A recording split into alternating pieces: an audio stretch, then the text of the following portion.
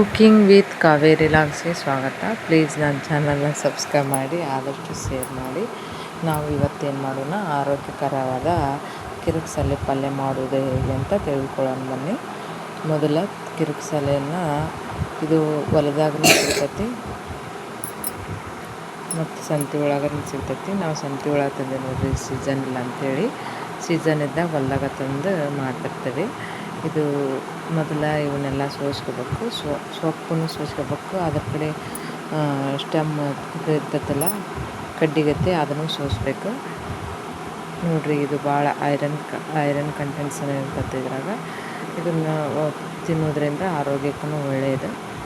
ಮೊದಲ ಈ ಥರ ಸೋಸ್ಕೋಬೇಕು.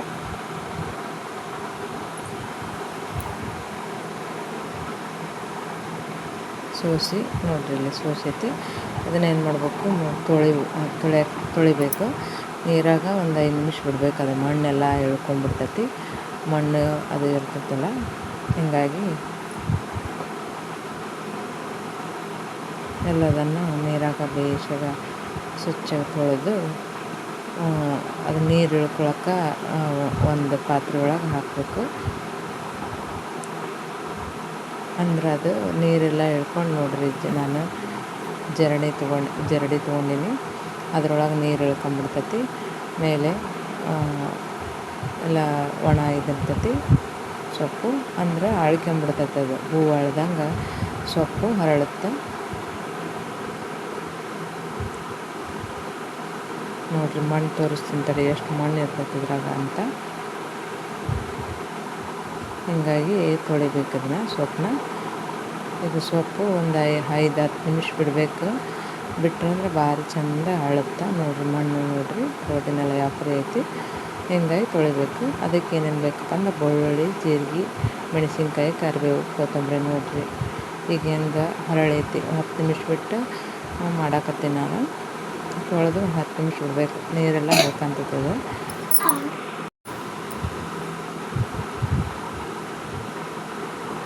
ರಾತ್ರಿನೂ ತೊಳೆದಿಡ್ಬೋದು. ನಾನು ಬೆಳಗ್ಗೆನ ಸೋಸಿ ತೊಳೆದು ಒಂದು 10 ನಿಮಿಷ ಬಿಟ್ಟು ಮಾಡಾಕತ್ತೀನಿ ನೋಡಿರಿ. ನಮ್ಮ ಉತ್ತರ ಕರ್ನಾಟಕದಾಗ ಜಾಸ್ತಿ ಇದು ಮಾಡ್ತಿರ್ತೀವಿ ನಾವು. ಇದು ಹೊಲ್ದಾಗ ಜಾಸ್ತಿ ಸಿಗ್ತೈತಿ. ಕಸ ಬೆಳೆದಿರ್ತೈತಲ್ಲ ಹೊಲ್ದಾಗ, ಬೆಳೆ ಜೊತೆ ಅದ್ರಾಗ ಹುಟ್ಟಿರ್ತೈತಿ ಇದು. ಮೊದಲ 2-3 ಸ್ಪೂನ್ ಎಣ್ಣೆ ಹಾಕೀನಿ, ಸಾಸಿವೆ ಹಾಕೀನಿ. 1 ಸ್ಪೂನ್ ಸಾಸಿವೆ ಹಾಕಿ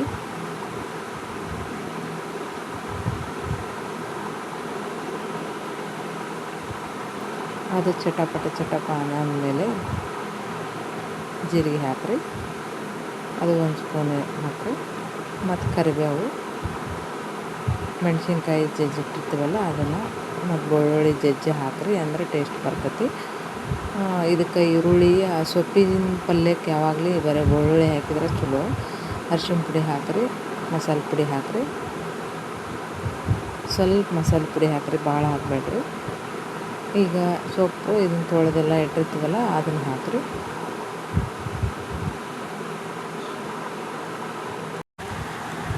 ನೋಡಿರಿ, ಸೊಪ್ಪೆಲ್ಲನೂ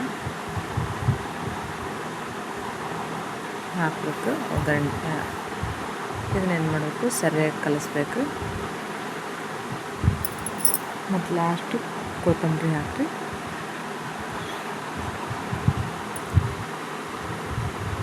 ಎಲ್ಲನೂ ಕಲಿಸ್ರಿ ಸರಿಯಾಗಿ.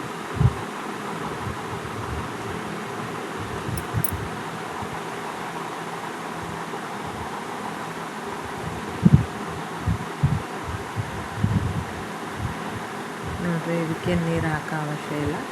ಇದನ್ನು ನೀರು ಬಿಟ್ಕೊತೈತಿ. ಉಪ್ಪು ಇದ್ರಾಗ ಕರಗ್ತೈತಿ ನೋಡಿರಿ. ತಿನ್ನೋಕೆ ಭಾರಿ ಟೇಸ್ಟಿ, ಬಿಸಿ ಬಿಸಿ ರೊಟ್ಟಿ ಜೊತೆ ತಿಂದ್ಬಿಟ್ರೆ ಭಾರಿ ಒಂದು ರೊಟ್ಟಿ ಜಾಸ್ತಿ ಹೋಗುತ್ತೆ. ಮ್ಯಾಗ ಉಪ್ಪು ಹಾಕ್ರಿ, ಅದಕ್ಕೆ ಎಷ್ಟು ಬೇಕಷ್ಟು ಸ್ವಲ್ಪ ಪ್ರಮಾಣ ಹಾಕ್ರಿ ಇದಕ್ಕೆ. ಯಾಕಂದ್ರೆ ಭಾಳ ಉಪ್ಪು ಹಿಡಿಯಂಗಿಲ್ಲ ಇದು ಸೊಪ್ಪಿನ ಪಲ್ಯ ಆದ್ದರಿಂದ. ಸೊಪ್ಪಿನ ಪಲ್ಯಕ್ಕೆ ಆದಷ್ಟು ಈರುಳ್ಳಿ ಕಮ್ಮಿ ಮಾಡಿ ಬೆಳ್ಳುಳ್ಳಿನ ಹಾಕಬೇಕು, ಅಂದ್ರೆ ಟೇಸ್ಟ್ ಬರ್ತೈತಿ. ಹೀಗಾಗಿ ನಾನು ಬೆಳ್ಳುಳ್ಳಿ ಅಷ್ಟು ಹಾಕೇನಿ ನೋಡಿರಿ.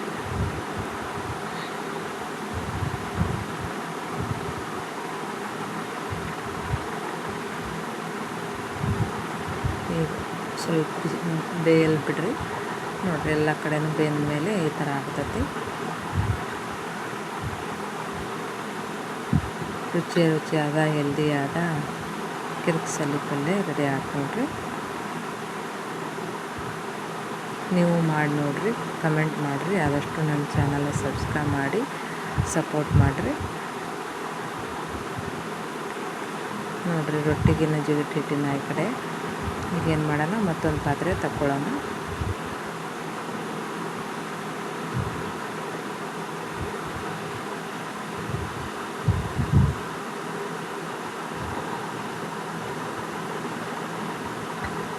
ಇನ್ನೇನು ಜಾಸ್ತಿ ಈಡಾಗಲ್ಲ ಇದು. ಪಲ್ಯ ಮಾಡಿದ ಮೇಲೆ ಸ್ವಲ್ಪ ಆಗುತ್ತೆ, ಜಾಸ್ತಿ ಪ್ರಮಾಣ ತೊಗೋಬೇಕು.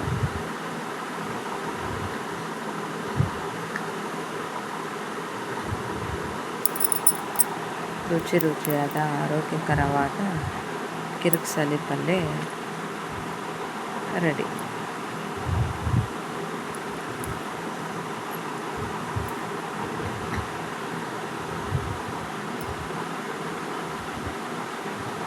ನೀವು ಮಾಡಿ ನೋಡಿರಿ, ಹೆಂಗಿತ್ತು ಅಂತ ಕಮೆಂಟ್ ಮಾಡಿರಿ, ಶೇರ್ ಮಾಡಿರಿ, ಸಬ್ಸ್ಕ್ರೈಬ್ ಮಾಡಿರಿ. ಆದಷ್ಟು ಜಾಸ್ತಿ ಸಬ್ಸ್ಕ್ರೈಬ್ ಮಾಡಿರಿ ನನ್ನ ಚಾನಲ್ನ. ಮತ್ತು ಯಾವ ಥರ ರೆಸಿಪಿ ಮಾಡ್ಬೇಕಂತೇಳಿ ಕಮೆಂಟ್ ಮಾಡಿರಿ.